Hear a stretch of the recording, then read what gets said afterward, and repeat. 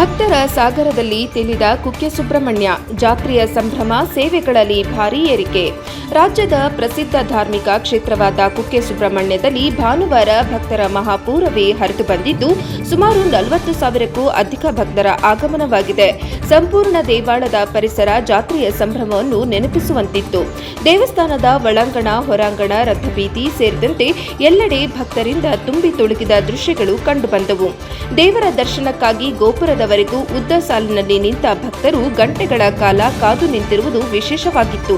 ಶಾಲಾ ಕಾಲೇಜುಗಳ ರಜೆ ಅವಧಿ ಮುಕ್ತಾಯವಾಗುತ್ತಿರುವ ಹಾಗೂ ವಾರಾಂತ್ಯದ ಹಿನ್ನೆಲೆಯಲ್ಲಿ ರಾಜ್ಯದ ವಿವಿಧ ಭಾಗಗಳಿಂದ ಸಾವಿರಾರು ಭಕ್ತರು ಕ್ಷೇತ್ರಕ್ಕೆ ಆಗಮಿಸಿದ್ದು, ಕಳೆದೊಂದು ತಿಂಗಳಿನಿಂದಲೂ ಕುಕ್ಕೆ ಸುಬ್ರಹ್ಮಣ್ಯದಲ್ಲಿ ಭಕ್ತರ ಸಂಖ್ಯೆ ದಿನೇ ದಿನೇ ಹೆಚ್ಚುತ್ತಿರುವುದು ಕಂಡುಬರುತ್ತಿದೆ. ಭಕ್ತರ ನಿಯಂತ್ರಣಕ್ಕಾಗಿ ದೇವಸ್ಥಾನದ ಸಿಬ್ಬಂದಿಗಳು ಕೈಯಲ್ಲಿ ಮೆಗಾಫೋನ್ ಹಿಡಿದು ವ್ಯವಸ್ಥಿತವಾಗಿ ಜನಸಂದಣಿ ನಿಯಂತ್ರಿಸುವ ಕಾರ್ಯದಲ್ಲಿ ತೊಡಗಿಸಿಕೊಂಡಿದ್ದರು. ಉಪಹಾರಕ್ಕಾಗಿ ಹೋಟೆಲ್ಗಳ ಮುಂದೆ ಉದ್ದ ಸಾಲು. ದೇವಾಲಯದಲ್ಲಿ ಬೆಳಗಿನ ಉಪಹಾರವಿದ್ದರೂ ಅಧಿಕ ಸಂಖ್ಯೆಯಲ್ಲಿ ಭಕ್ತರು ಆಗಮಿಸಿದ ಪರಿಣಾಮ ಬೆಳಗಿನ ಉಪಹಾರಕ್ಕಾಗಿ ಹೋಟೆಲ್ಗಳ ಮುಂದೆ ತಾಮುಂದು ನಾಮುಂದು ಎಂಬಂತೆ ಭಕ್ತರು ಉದ್ದ ಸರತಿಯಲ್ಲಿ ನಿಂತಿರುವ ದೃಶ್ಯಗಳು ಕಂಡುಬಂದವು. ದೇವಸ್ಥಾನದ ಸುತ್ತಮುತ್ತ ಜನಸಂದಣಿ ಹೆಚ್ಚಾಗಿ ಸಂಪೂರ್ಣ ಕ್ಷೇತ್ರ ಭಕ್ತಿಭಾವ ಹಾಗೂ ಹಬ್ಬದ ವಾತಾವರಣದಿಂದ ಕಂಗೊಳಿಸುತ್ತಿತ್ತು.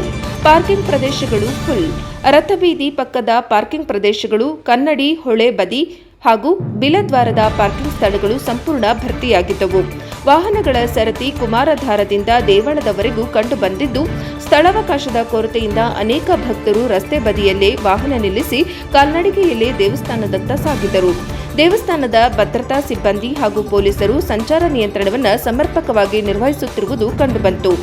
ಆಶ್ಲೇಷ ಬಲಿ, ನಾಗಪ್ರತಿಷ್ಠೆ, ಸರ್ಪ ಸಂಸ್ಕಾರ ಸೇವೆಗಳಿಗೆ ಭಾರೀ ಬೇಡಿಕೆ. ಭಕ್ತರ ಹೆಚ್ಚಿದ ಆಗಮನದ ಹಿನ್ನೆಲೆ ವಿವಿಧ ಸೇವೆಗಳಲ್ಲಿ ಸೇವಾರ್ಥಿಗಳ ಸಂಖ್ಯೆಯು ಗಣನೀಯವಾಗಿ ಏರಿಕೆಯಾಯಿತು. ವಿಶೇಷವಾಗಿ ಆಶ್ಲೇಷ ಬಲಿ, ನಾಗಪ್ರತಿಷ್ಠೆ ಹಾಗೂ ಸರ್ಪ ಸಂಸ್ಕಾರ ಸೇವೆಗಳಿಗೆ ಭಕ್ತರು ಹೆಚ್ಚಿನ ಸಂಖ್ಯೆಯಲ್ಲಿ ಭಾಗವಹಿಸಿ ಸೇವೆ ಸಲ್ಲಿಸಿದರು. ಮುಂಜಾನೆಯಿಂದಲೇ ಸೇವೆಗಾಗಿ ಭಕ್ತರು ಉದ್ದ ಸಾಲಿನಲ್ಲಿ ನಿಂತಿರುವ ದೃಶ್ಯಗಳು ಕಂಡುಬಂದವು. ಒಟ್ಟಾರೆ ಕುಕ್ಕೆ ಸುಬ್ರಹ್ಮಣ್ಯ ಕ್ಷೇತ್ರ ಭಾನುವಾರ ಭಕ್ತರ ದಟ್ಟಣೆಯಿಂದ ಜಾತ್ರೆಯ ಸಂಭ್ರಮವನ್ನು ನೆನಪಿಸುವಂತಾಗಿ ಮಾರ್ಪಟ್ಟಿತ್ತು. ಜನಸಂದಣಿಯಿಂದ ತುಂಬಿ ತುಳುಕಿದ ಸುಬ್ರಹ್ಮಣ್ಯ.